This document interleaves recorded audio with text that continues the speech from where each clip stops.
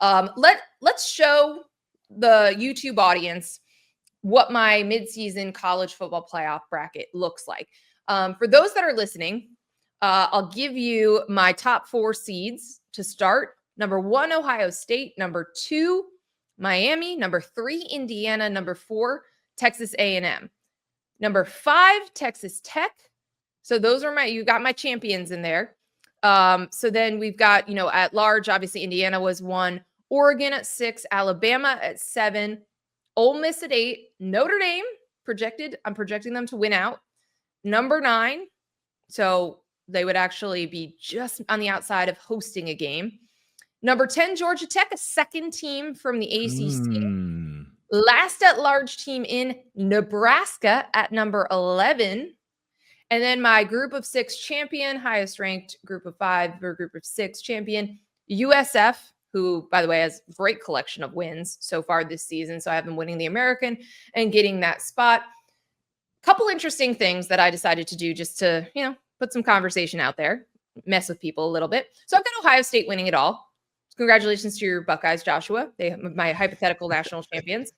I've got them playing Miami in the championship game, which, those are the 2 teams that I think I've felt best about since week 1 all the way through. We talk about the line play that Miami has on both sides, how well Carson Beck's been playing, Malachi Toney. There's a lot to like about Miami. So I've got them making it all the way through to the championship game and Ohio State winning it with that defense, with an offense that has grown and will continue to grow and get more explosive at times.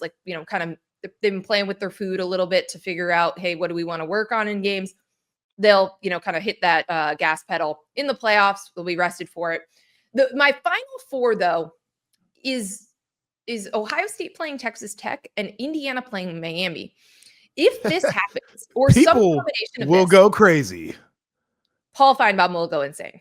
Yeah. We will hear from everyone who's ever called into that show. The SEC, by the way, goes 3 straight years without winning a national championship, but isn't even in the Final Four, isn't even in the semifinals.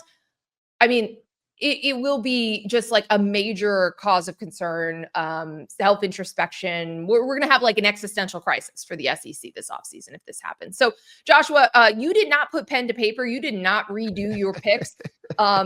So does that mean you're sticking with Penn State as a national champion for your preseason picks? Nicole, please do not belittle me in that way.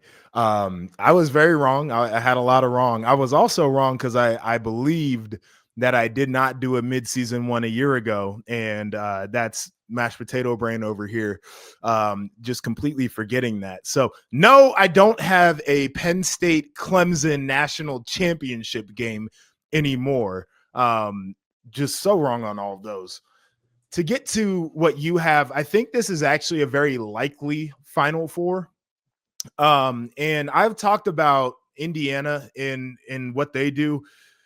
They're really good on the defensive side of the ball. And I know the offense gets a lot of the conversation because Mendoza is playing lights out and they've got a couple wide receivers who are great. Whole deal. That defense is legit. And their DC was actually a GA, Bryant Haynes, at Ohio State when I was playing. So I've known him for a very long time. He's always intelligent, great coach, very fundamental. I think they have what it takes. And watching their defensive line, their front 7 really control what they Oregon did to them is enough for me to see. It's the same reason I think Texas Tech can make it in there. This is a team who's really good on the lines of scrimmage. And I know everybody's like, oh, it's the Big 12. And who have they really played? I don't care because they're hurting people. It's not very close. When they played Utah, they embarrassed Utah up front. They took the toughness to that team, and that was the big bad bully in that conference. Some of the other teams that I like right now, I don't trust Alabama because I don't trust their line play. I think Ty Simpson's phenomenal. I don't like their offensive line or their defensive line right now. Ole Miss, their defense is a sieve. I don't know what you want me to do with that.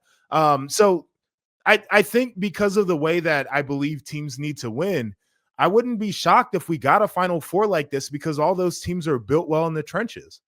Right. And that's where I think I am on some of these SEC teams. I wrote about it, my piece on NBCSports.com that ran with this, is that there's a lot of good teams. there's not an elite team like the best Saban Alabama teams or the best Kirby Smart Georgia teams. Like all of these teams have flaws.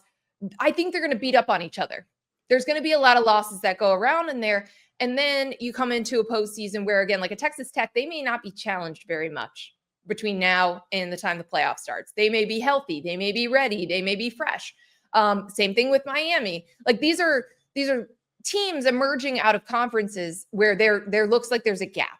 And I think that's going to position them well for the later stages. By the way, Ohio State and the way that they have been playing, clearly Ryan Day is keeping in mind what it took to get through all those games last year. And they're not going for style points. They're not doing all these other things that you've got to. They're just taking care of business so that they can be best positioned to go on that run in December into January. So that's another reason why I trust them. But with Indiana, I talked to Curt Cignetti this week after the win against Oregon, and first off, he's just like an encyclopedia. Like he's going through every play of the game, like every pivotal moment. It's so crazy, isn't it? He's such a football nerd.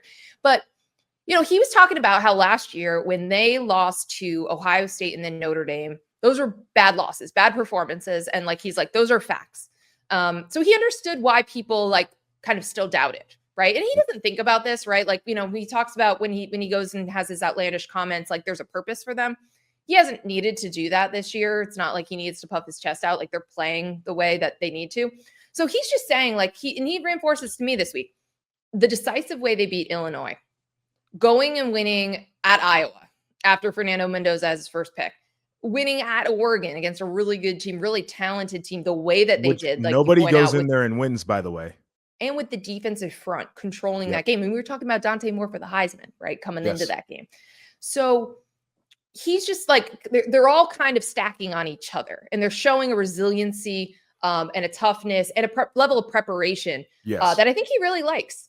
And now they are not going to face a ranked opponent the rest of the way, right? So, I mean, good for Sig, honestly.